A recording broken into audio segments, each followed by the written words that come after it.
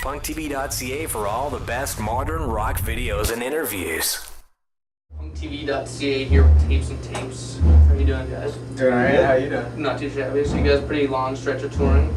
You guys getting pretty exhausted? Road weary. Yeah. It's been good. It's been It goes by fast, you know. But then you realize you're like, oh, I was in Vermont a month ago, and that was like 2 weeks after I left home or something. Yeah. You know, so it gets kind of crazy. So Walk It Off came out about a month ago, and it's been received really well. What was the writing and recording process like for that? well, the writing basically kind of took place over about an 8 or 9 month period. Like after about January of last year, I started writing, and then we started working on songs, and then like in April, we went on tour for like a month and a half, right? And we like tried out some of the songs, and then when we were done with that tour, then we kind of went back and got the rest of the stuff ready, and then in September, we went and spent like 2 weeks and recorded it out in the middle of nowhere, New York. Fun. So has it been refreshing playing new songs on the new album versus like you guys toured a million dates before with your last album? Is it nice to play this new material? Yeah, it's way nice to just have twice as many songs or more, you know, to make up a set list and stretch out a little bit and keep it interesting. So yeah, definitely keeps things more interesting. In Walk It Off, I noticed sort of maybe a theme or a narrative, but just the way the tracks were placed. Was that a conscious effort? There was a lot of time that went into the track placement. Yeah. Maybe more than it should have. Like it's funny because like on the maybe more time than recording. Yeah, it was frustrating. There was I had sticky notes all over my house that were like different track orders and like trying all this crap out, and like nothing was working. And I think so the way it ended up was that's the right way for it to be, like at least in my mind. The Loon was way easier. It's like we talked about it probably for like a day or two. There's like, oh yeah, that it all fits, it makes sense. And Walk It Off was a little more difficult. Indeed. So in March you played South by Southwest, and you played 2 years before, and I think you had played in the range of 8 or 9 shows on that South by Southwest. This time, did you have a chance to enjoy the show more and see any other acts?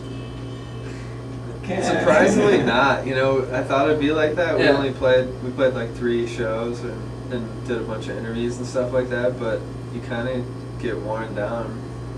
I think it was mostly like last time we were running around playing all these shows, and then this time it was like during the day when we could go see shows. We were doing like interviews and stuff the whole time, and then like by the time night rolled around, like we only had 1 band pass, you know. So it's like if you want to go to a show and be like, oh, I'm gonna take a band pass. You had 1 pass with everybody? Yeah. Oh, so it's like, wow.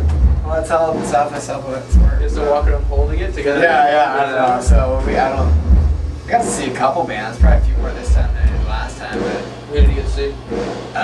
Basically all bands that we played around, like Dr. Dog and like Road Wave, and it was fun.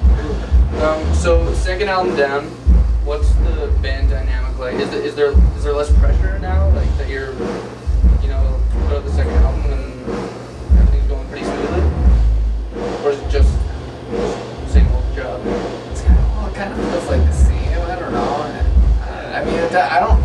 At least for me, I never felt all that much pressure to begin with, because anything that had happened, it just kind of like, we've always kind of just kept on like doing what we're doing. Yeah. And if people like it, that's awesome, and we appreciate it. And if they don't, there's nothing we can do about it. So it's like, it's cool that that our music's been relatively well received, and we get to go tour and Canada and play shows, But other than that, it's like, I don't think we have too much control over everything. Like that giant bass ringing that's probably ruining the whole interview right now. Indeed. With subtitles in or something. Yeah, exactly. You can really make the interview say whatever you want. I'll just go on the computer and cover your mouth. How nerve-wracking is it to play for audiences like David Letterman and Conan O'Brien? What's that like?